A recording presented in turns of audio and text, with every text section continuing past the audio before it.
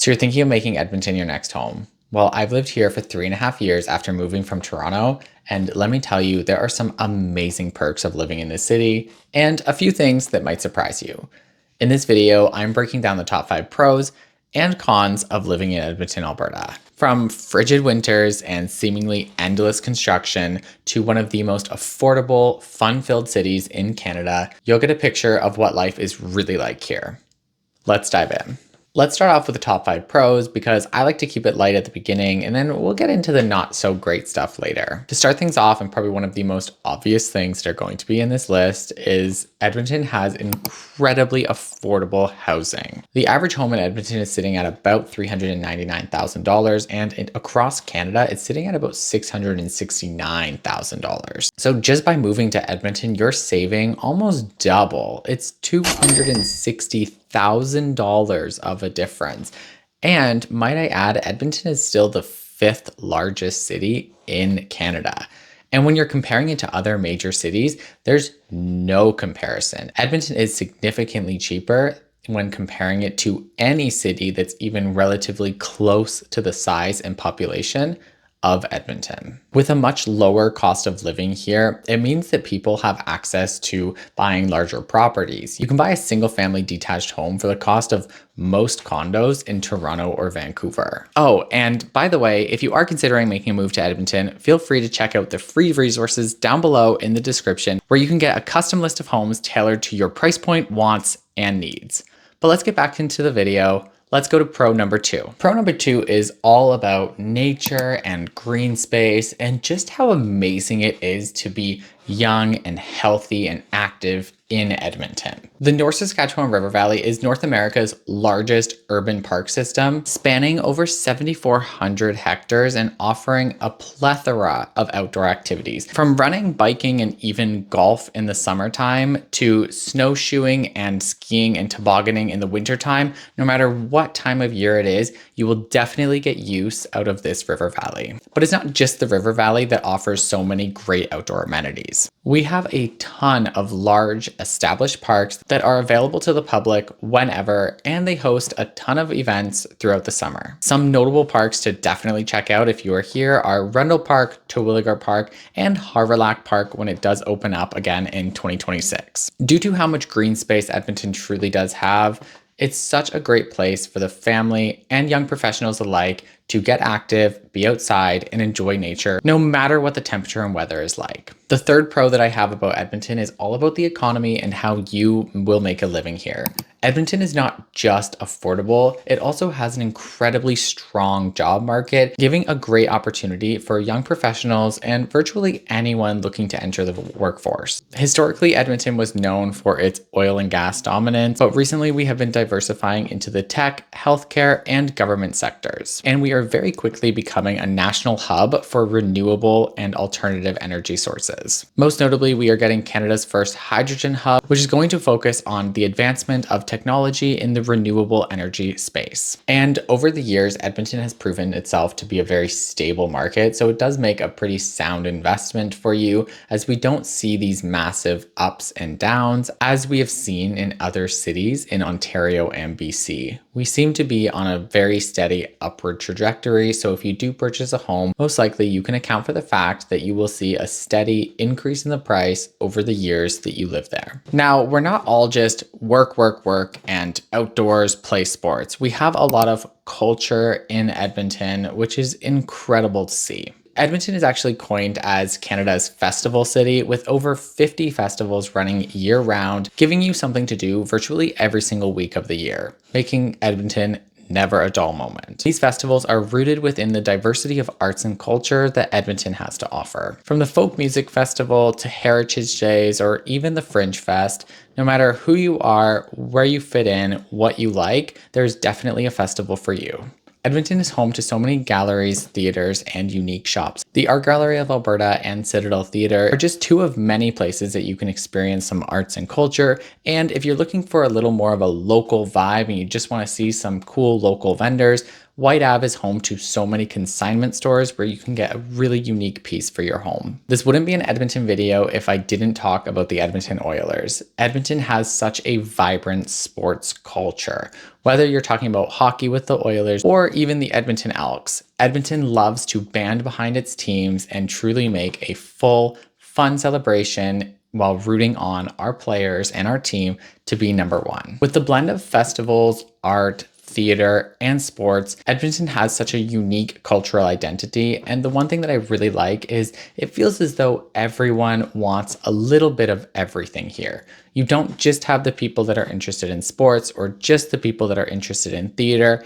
Everyone wants to do everything. We all just want to come together as a community. And for my fifth pro, which is also probably my favorite thing about Edmonton, which is one of the reasons why I ended up leaving Toronto, was just the overall vibe of the city is very laid back in nature. Edmonton is known as a big city with a small town vibe. Although Edmonton is quite large geographically, it does feel as though everyone is just living in a small community. Everyone wants to support each other. People are very friendly here. People generally just really do care about their fellow Edmontonians. There are so many small events throughout the city that make it so easy to make friends, which is incredibly important, especially if you're thinking about making the move to a new city, because sometimes that can feel a little isolating.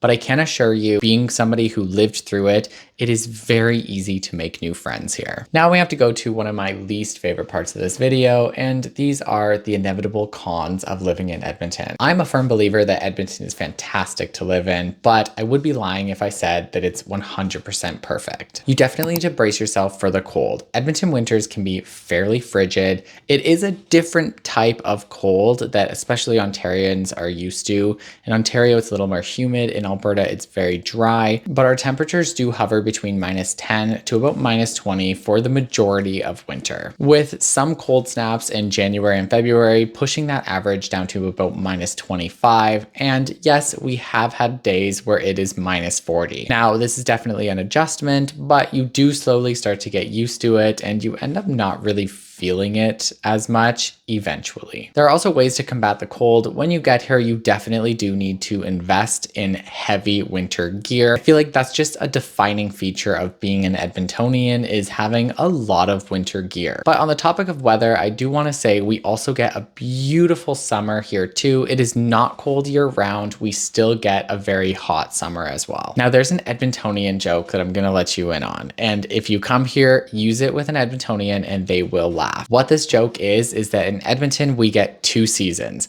We get winter and construction. Because we have such an extreme freeze-thaw cycle due to our weather, roads can become damaged pretty quickly. So the city is doomed to constantly having to repair roads. But that's better than the alternative of having just a bunch of huge potholes. It can be a little frustrating when trying to commute around and there's construction everywhere. And alongside the expected seasonal construction that we have to do, Edmonton is expanding itself a lot. With the recent growth that we've seen and the projected growth in the future, the city of Edmonton is doing all that it can to expand roads, expand communities, and just overall make more room in the city so that it can accommodate for a projected large boom in the population. But this is a good thing, as once this construction is done, all of these roadways will be a lot larger and be able to accommodate the growing population. As I mentioned earlier in this video, Edmonton is a very large city when it comes to land mass.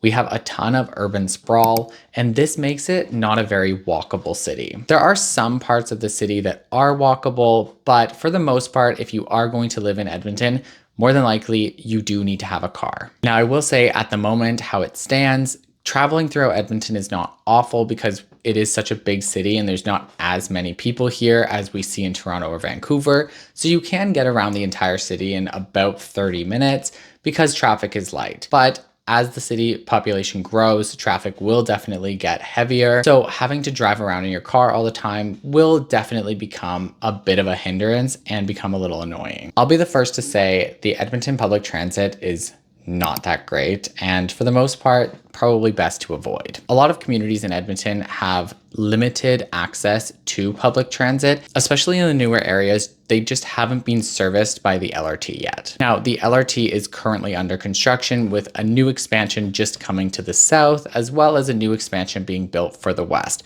So it will get better, but this will definitely not fill the gaps that are needed to make Edmonton LRT an actual viable transit option for all residents around Edmonton. The other issue issue that I personally have with Edmonton Transit is depending on where you are traveling in and out of, sometimes it can get a little unsafe just due to the neighborhoods that it is going into. So it's always a good idea if you are taking Edmonton Transit to stay vigilant and just be aware of your surroundings. But overall, as I mentioned in the point before, this is a very car dependent city at the moment. So if you are thinking about moving here, definitely think of investing in a vehicle if you don't already have one. Now, this last point is a bit of a contentious point because I have two viewpoints on this. One is positive, one is negative. And that is the Edmonton food scene is just not as large and vibrant as you see in these bigger cities. And that's to be expected. Obviously, Toronto and Vancouver have a lot more restaurants and bars to go to because the population is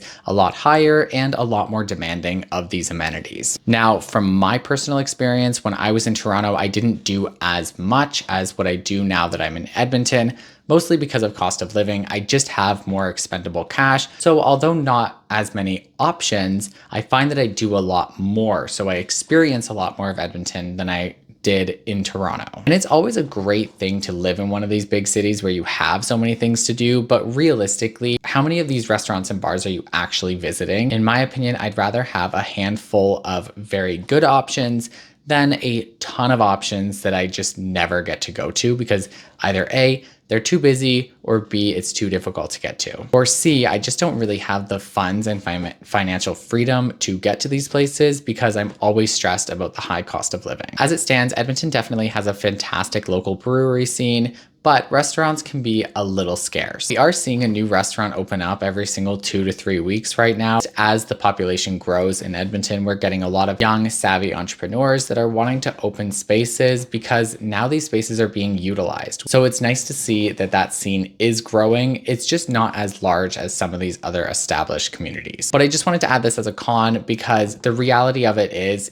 yeah, it doesn't have as much as Toronto and Vancouver to do, but there's still enough, especially to accommodate for the size of the city. Well, there you have it. Those are my top 5 pros and cons of living in Edmonton, Alberta. I hope you learned something from this video, and feel free to comment below what your favorite thing in Edmonton is. And if you're not from Edmonton, definitely take a trip down here, experience it. It's an extremely fun place to live and to visit. So I definitely recommend putting it on your bucket list.